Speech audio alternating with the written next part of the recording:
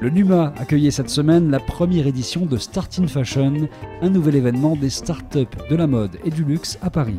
On a décidé pour ce premier événement de parler du collaboratif, justement de parler des liens, de la mutualisation des moyens et puis des liens qui se tissent entre les créateurs et les startups. Ce soir, je suis venu parler du crowdfunding, de I Am la mode et également des différentes initiatives qu'il y a aujourd'hui dans le monde des startups.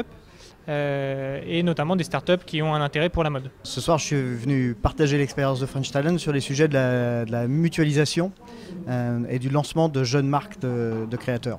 Est-ce qu'il y a un manque de connectivité dans la partie business pour le secteur de la mode? Je dirais qu'il y a un manque de beaucoup de choses pour des jeunes marques, parce que le problème des jeunes marques, c'est qu'elles ont très peu de temps, elles ont souvent peu de moyens et elles sont souvent expertes dans le secteur de la création.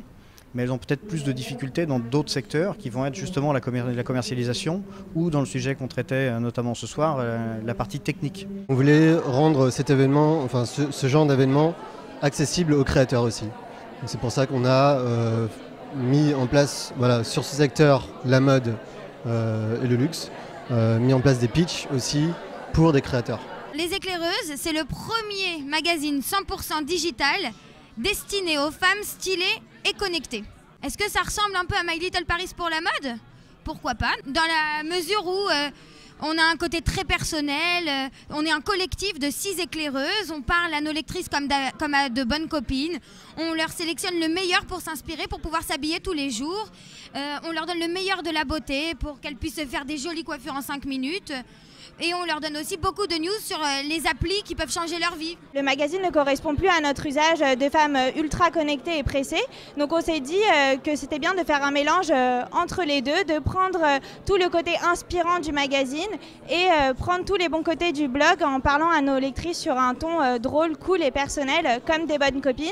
Et tout ce qu'on propose sur notre site est achetable en un clic, ce qui mêle aussi le e-commerce. Je tiens à préciser que tous les chiffres qu'on réalise aujourd'hui sont faits sans le moindre sou. Nous sommes à ce titre à la recherche d'investissement.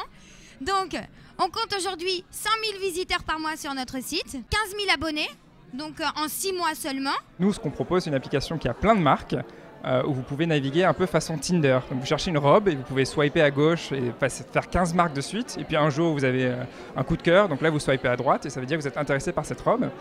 Et le deuxième aspect intéressant de cette application, c'est qu'on demande l'avis à ses amis au moment d'acheter. Donc avant d'acheter, il faut que votre ami vous dise « cette robe, ça te va comme un gant, c'est canon, tu peux l'acheter ». En revanche, si elle dit que c'est pas beau ou que c'est mauvais pour toi, elle va te donner un droit de veto et du coup, tu peux plus l'acheter. Et surtout, au lieu d'être une application que de m-commerce basique où tu peux acheter des vêtements, nous, on essaie d'ajouter quelques petits piments en plus, ce côté un peu organique que tu as en magasin. On génère énormément de ventes. En taux de conversion, il faudrait qu'on se plonge dans nos tableaux analytics.